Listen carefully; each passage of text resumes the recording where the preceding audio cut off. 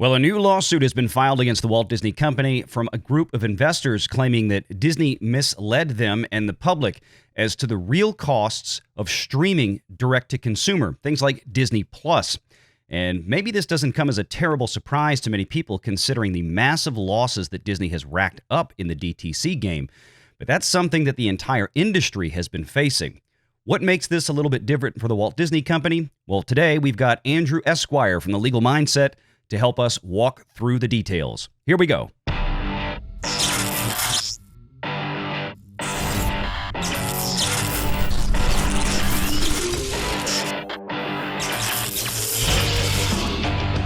Renegade Online.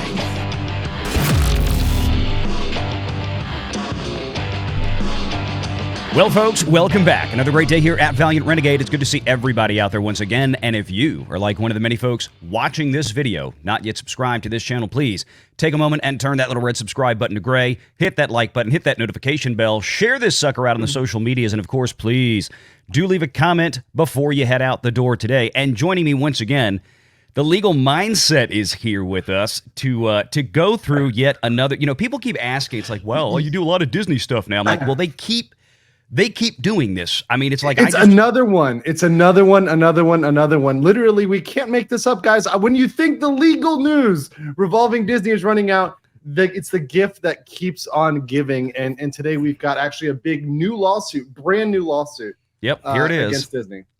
This is it. There is a group of investors. Now, I want to stipulate that this is not every stockholder out there in the world that is suing Disney, but there is a group that represents some investors for Disney that have decided to file a lawsuit against the Walt Disney Company, naming Disney itself, naming former CEO Bob Chapek, current CEO Bob Iger, and this from the Hollywood Reporter, I believe, on this one. Investors sued Disney over alleged Chapek-era, quote, cost-shifting scheme to hide streaming losses.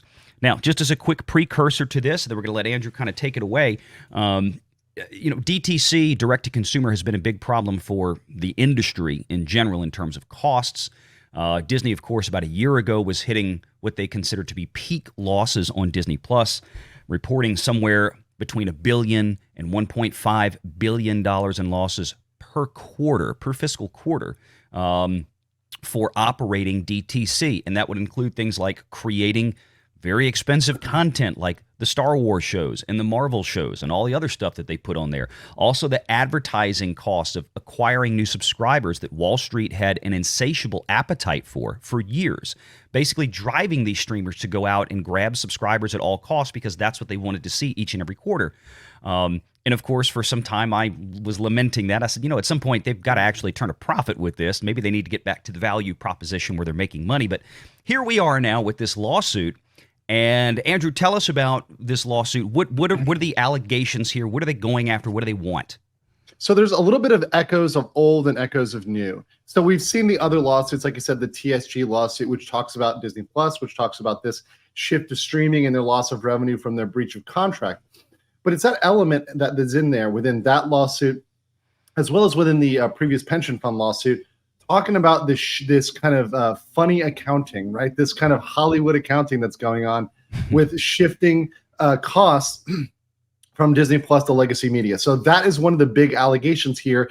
And when they do that, when they make those allegations, they say this damaged shareholders. So this is a shareholder lawsuit. It's a little bit different than TSG because TSG was a financier, was a business partner. This is actually shareholders who are actually suing on behalf of the company itself, because they're saying, hey, look, you as a board, as the leaders, as the CEO, had a duty to Disney. You are actually, so they're suing actually technically on behalf of not just the shareholders themselves, but on behalf of the company, saying you have damaged the company by hiding the truth, by hiding the losses. And in your public statements, in your press releases, in your earnings calls, which we've watched live together many, many different times, the statements you have made that were misleading about Disney Plus were damaging to us as investors. As investors, we've been harmed by the lies that you've been spouting about Disney Plus, specifically about the growth trajectory, that you projected it to go to 230, 260 million. You actually said it was going to hit profitability by next year, by 2024. And obviously, that was a lie. And not only was it a lie, but it was a lie that Chapek knew was a lie, that Disney knew was a lie, the whole board knew was a lie, but they kept parroting this for a long time.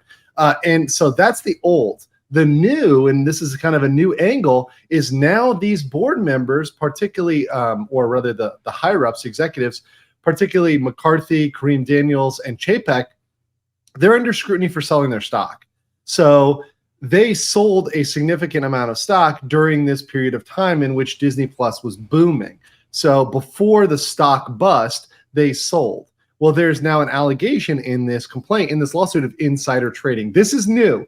This is something that was not seen before, is that the individuals are being named and saying, hey, Bob Chapek, McCarthy, you guys are insider trading. That's the allegation that's in the lawsuit. That's new. That's completely new. That's the first time we've seen this. So we're seeing something that's completely new here, along with a little bit of the old in the forms of talking about the streaming cost allocation. And I know we can have a devil's advocate about that, but that being said, on its face, this lawsuit does look like it's something that will survive a motion to dismiss, meaning it's not a frivolous lawsuit. There's certainly enough reasonable basis, right, which is what we look at as lawyers for the basic bar to pass, to pass the bar and get in court. There's a reasonable basis for these allegations. And frankly, they've submitted a large amount of evidence from their public filings, their proxy statements, and things that are regulated by the SEC. And to be clear, this is a federal lawsuit that is really taking action under various provisions of the Securities and Exchange Commission. So, or rather the Securities and Exchange Act, right? So these are essentially securities allegations brought by the shareholders that they are violating securities law. Not brought by the SEC itself, let me be very clear, but brought by the shareholders. Right. Yeah. The SEC isn't coming after them for any type of fines or investigation for yet. Right. Anything let's be very clear. Yeah. Never sleep on it with Disney. Yeah. No. Anything is possible, and I want to put that out there.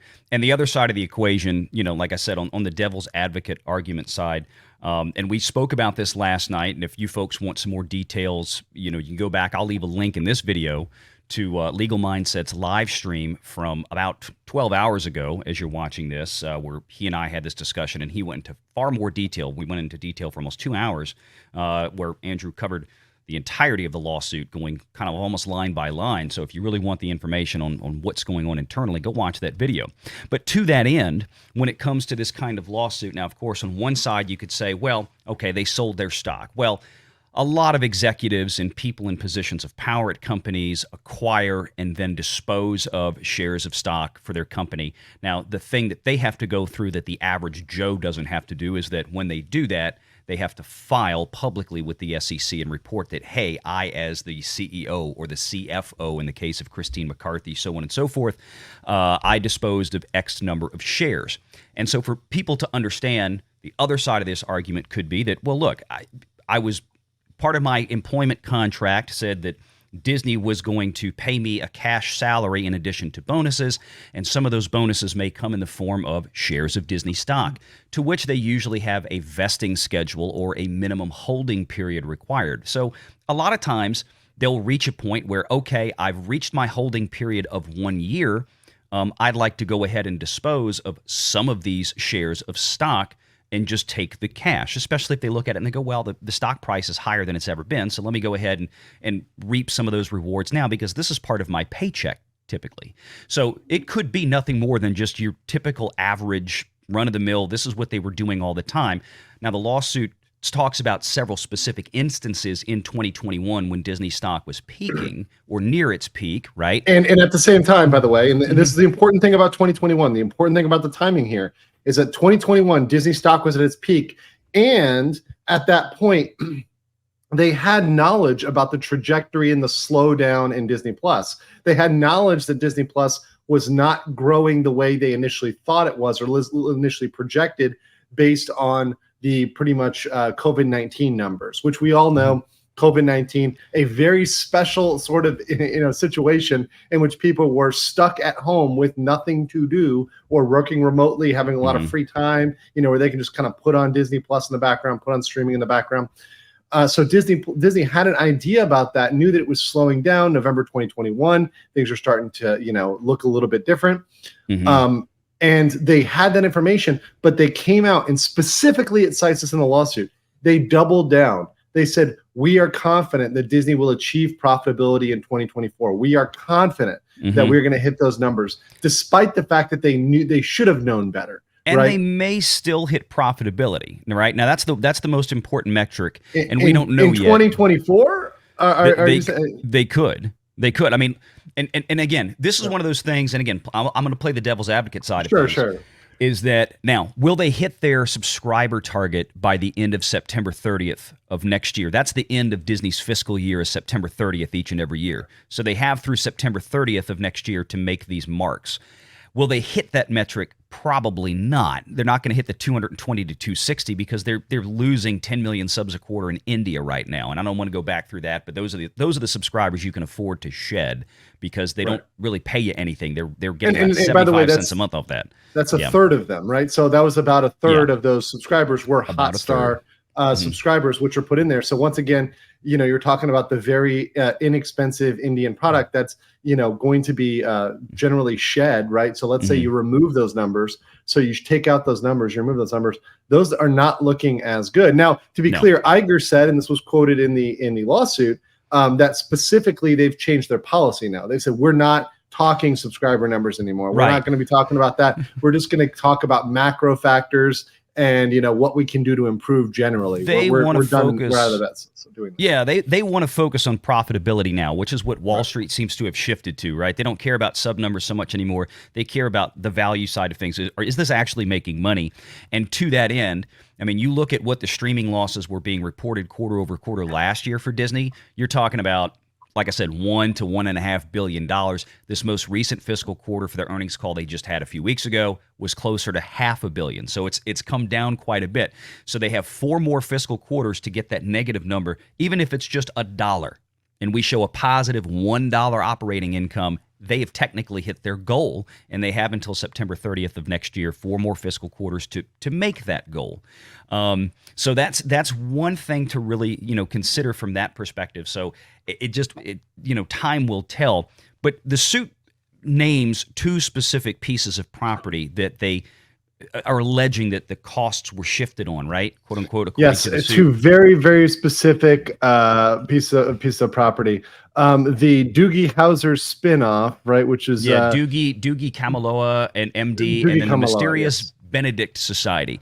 So we were talking about this last night, and just like with Disney not wanting to report sub numbers anymore, it was the same kind of reaction the market took to when Apple said, we don't want to talk about iPhone sales anymore. I mean, that drove Apple for years, but they're like, we want to talk about profitability, not just how many phones we sold, but let's talk about how much money we made from the phones we sold.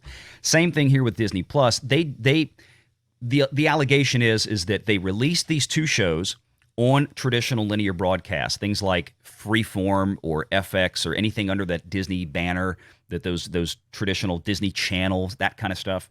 And then they took some of the costs over there on linear, where they had a profitable income from advertising and other such things, and then either concurrently or a few weeks later or a few months later, then they moved these shows over to Disney Plus, with the issue being that, well, these were shows that were originally intended and shot and ordered by Disney Plus for DTC content, but then they put them over here to make some extra money before they put them on Disney Plus. Now, again, these are 2 relatively smaller budgeted shows. We're not talking about $200+ million Marvel productions, Star Wars productions. I mean, we were just talking about Marvel's Secret Invasion, which was a dud on Disney Plus. Nobody watched that thing. $212 million is what they spent to make it. We're looking at $200+ million costs for things like Andor that nobody watched. We don't know what Ahsoka cost, probably around 150 to 200 million. That's on Disney Plus right now. You got The Acolyte coming out next year. That's going to be probably 200 to 250 million. Those things are still being reported under the Disney Plus banner. That's what's costing them the most money. And of course, the DTC reporting at Disney really isn't broken out, which is the other part of the problem. How much of those losses or gains come from Hulu or from ESPN Plus? Everybody doesn't really know for sure. Only the people inside Disney know for sure because they don't break it out in their reporting. But everybody kind of knows more or less that the overwhelming lion's share of these losses are getting racked up by D Plus, not Hulu, and not so much ESPN. ESPN Plus may be the second place, but everybody thinks that Hulu's probably making them a positive return. Otherwise, Disney wouldn't be so gung ho to worry about we got to go buy the rest of Hulu from Comcast. That's coming up in the next few months. So this lawsuit, of course, comes at a rotten and by time the for way, them. So they actually cite that in the lawsuit, to be very clear. So like what you just said was precisely in the lawsuit. So a lot of these things that you guys are hearing us say and talk about on our channels, Valiant talks about on his channel, I talk about on my channel, a lot of the other collaborators talk about on their channels. These are being put directly in the lawsuits. This is why you guys really got to pay attention to the comprehensive picture, because Hulu is specifically mentioned. It's mentioned by Iger, and they pretty much dropped the quote by Iger of we're going to cut, 5.5 million, 3 million in content. Sorry, excuse me, billion, 3 billion in content, 2.5 billion in non-content, i.e. jobs, right? That's quoted in there. That's in the lawsuit saying, hey, look, that's their focus now. That's what they're refocusing on.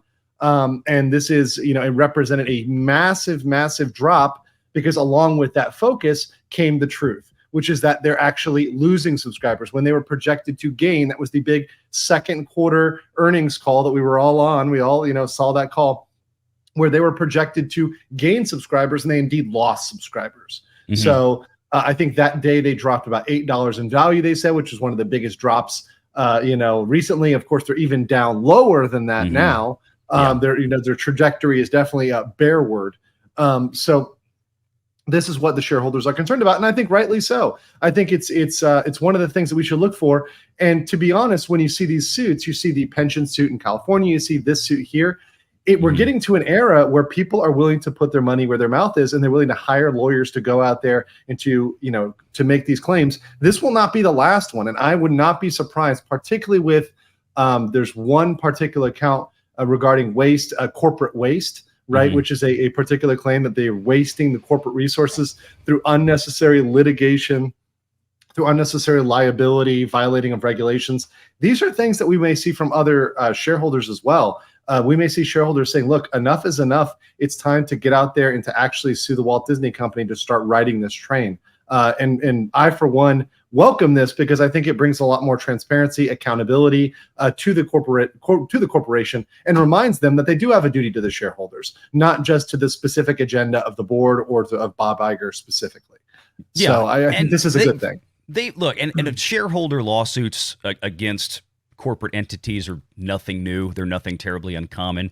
They really do happen all the time. Now, since we just kind of focus on the entertainment industry, we see them less frequently. But I mean, they're out there in all different types of companies. Now, this may wind up in a courtroom. It's probably more likely, I would assume, that this is going to wind up being settled.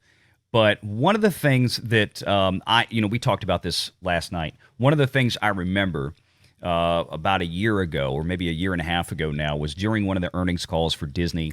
One of the investment firm analysts, and I don't remember which one, asked a question, something akin to, this was when losses were peaking on Disney Plus, and they said, "Look, when we went into this endeavor thinking that this was going to be a big boon for Disney, like everybody did, we didn't think that Disney was going to be spending this much money to create massive amounts of proprietary content for Disney Plus. What they were thinking was the Disney library was already so robust that they could just plop a streaming service out there with very little effort using the existing content library, and that's it. They would not have to spend much. And if you remember Disney Plus, within the first, day that it launched, 10 million subscribers right off the bat. And that was all pretty much from North America because that was about the only market at that time. I think they had the UK and a couple other places. But then within a year of that point, when Mando season 2, because remember Mandalorian season 1 is what launched Disney Plus. When Mando season 2 came out about a year or so later, they were at like 30 million subscribers. So they blew up, right? They grew like a weed. And if you look at the Nielsen charts and what people watch on Disney Plus, it's Bluey. Every week is on the Nielsen charts and virtually nothing else. Now, when they have a show come out like Ahsoka or maybe a Marvel show, it might eke its way up the chart a little bit here and there for a couple of weeks. Well, and I don't it's know. Be instantly careful. Be gone. careful with Ahsoka here, because I mean, are we talking views or viewers, right? Well, I'm talking about the based on Right. I'm going to go by the Nielsen charts because Sure. Nielsen is the fairest thing I can find out there, where they just quote minutes watched in domestic households, U.S. households. But there you go. Yes. So that's why I say, like, Bluey is the biggest thing on Disney Plus, and Disney doesn't even make that show. So this is going to be some questions I think that these folks will ask in this suit. What are the chances, though, Andrew, as we kind of wind this down? What are the chances Sure. that this winds up in a courtroom versus a settlement, and what do you think a settlement, if so, would look like? There's a 0% chance this ends up in court. This is going to end up getting settled. Disney has such an incentive to prevent discovery. For those who don't know, discovery is the process by which you get records, you get information, and that becomes part of the public record, the court record. So they're actually subpoenaing them, they're taking depositions, they're doing interrogatories. These are all sort of exploratory tools that you use to get information. And one of the key things they'd be getting here is financial information and inside information, procedural information on how Disney operates behind the scenes. That would be quintessential to these lawsuits, not just this lawsuit, but the TSG lawsuit, the pension lawsuit in California. So all of these lawsuits will be settled. Disney, unless they are suicidal, which if they decide to go that route, I'll be there with the popcorn. But absent an absolutely insane off the rails decision, and I'll give maybe a 1% chance of that, right? Of just somebody going off the rails, right? But absent that, they have all the incentive in the world to try to settle this. They may try to go to a motion to dismiss. They may try to get rid of it. If that fails, they'll settle it, right? They'll settle it pre-trial. So they're going to come to a settlement probably before summary judgment, but definitely before trial. So you're not going to see a full trial. This will not be adjudicated. There's no incentive to do that. The easier way to just pay off the shareholder. So whatever the shareholder is looking for to recoup their costs, because obviously they've lost a significant amount of money, Disney will just pay that back. We'll say, okay, here's your legal fees and here's the amount that you lost. But this also gives a huge incentive to other shareholders to follow up with similar suits, saying, hey, I've got a significant amount of Disney stock. Let me sue, right? Right. So all these institutional holders are now very much incentivized to file similar suits. In fact, if you see, this suit includes and cites the pension suit in California. So this essentially is in setting up a chain where other shareholders can say, wait a second, I was damaged by this too. I'm going to come here for my piece of the pie. They're certainly not getting it from Disney stock, so they might as well get it from a Disney lawsuit. So I think while we may see a settlement, this is certainly not the end of legal woes for Disney. Yeah, it doesn't seem like. I mean, every time we turn around, because people keep asking, man, Valiant, you're doing a lot of stuff on Disney lately. I'm like, well, they keep making the news, folks. I just talk about it, man. It's a entertainment industry. This is the stuff we love to talk about. It comes to us. Disney keeps stepping in it. So, I mean, in other words, folks, don't expect a whole lot of public information to come out on this suit. I mean, even if they settle, it's going to be sealed behind an NDA. It's going to be, But what I will say here, though, is that sometimes where there's smoke, there's fire. Not always, right? Yeah. But I mean, when there's enough people saying that are willing to pay lawyers to say, hey, listen, this thing they did with Disney Plus was shady. Maybe it was shady. Now, whether or not that means if they went to court, they would win, that's up in the air, right? That's up to a jury. That's up to a judge, right, to determine that in court. But there's enough certainly to file a lawsuit, which is what is really the key here. There's enough meat on the bone to file a lawsuit, and that is big trouble for Disney. Indeed, indeed. Well, Andrew, thanks so much for coming on the show today. Again, link in the description below to the live stream that Andrew did last night where he explains this in far more detail. Appreciate everybody joining us. Go check out Legal Mindset. Make sure you subscribe to him and to us as well. Make sure you hit that like button. Share this sucker out. And until next time, folks, leave a comment below and take care. See ya.